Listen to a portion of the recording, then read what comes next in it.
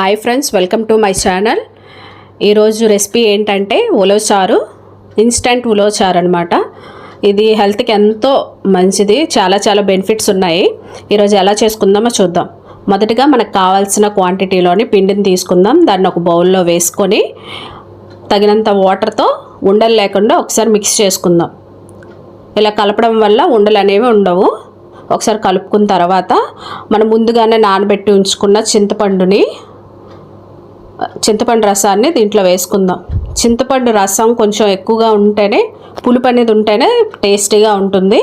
చింతపండు రసం వేసుకొని అలాగే మనకి తగినంత వాటర్ కూడా వేసుకోవాలి.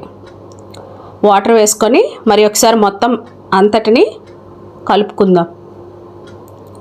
కలుపుకున్న తర్వాత దీంట్లో కావాల్సిన సాల్ట్, అలాగే పసుపు, అలాగే కావాల్సినంత కారం వేసుకొని ఒకసారి కలుపుకోవాలి.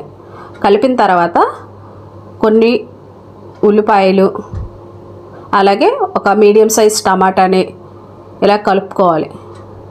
ఇలా చేత్తో మొత్తాన్ని కలుపుకుంటే కొంచెం మంచిగా టేస్ట్ అనేది బాగుంటుంది.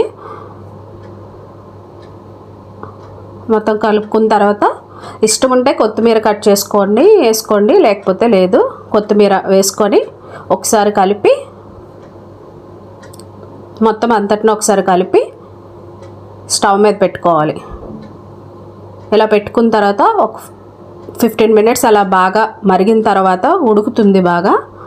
దాన్ని ఒక సైడ్ తీసుకొని దానికి కావాల్సిన తాలింపును పెట్టుకుందాం. ఇప్పుడు ఒక కళాయి పెట్టుకొని తగినంత ఆయిల్ వేసుకొని అది వేడెక్కిన తర్వాత జీలకర్ర, ఆవాలు, అలాగే తెల్లుల్లి, కరివేపాకు, ఎండుమిర్చి, అలాగే కొన్ని ఉల్లిపాయలు వేసుకొని ఫ్రై అయిన తర్వాత ఈ తాలింపు అంతటిని ముందుగా తయారు చేసి పెట్టుకున్న చారులోకి ఈ తాలింపును వేసుకొని ఒకసారి కలుపుకుంటే ఎంతో ఈజీ అయిన ఇన్స్టంట్ ఉలవచారు రెడీ. చాలా టేస్టీ, సూపర్గా ఉంటుంది. ఒకసారి ట్రై చేయండి. ఉలవచారు వల్ల చాలా బెనిఫిట్స్ అయితే ఉన్నాయి. ఒకసారి ఇలా ట్రై చేయండి.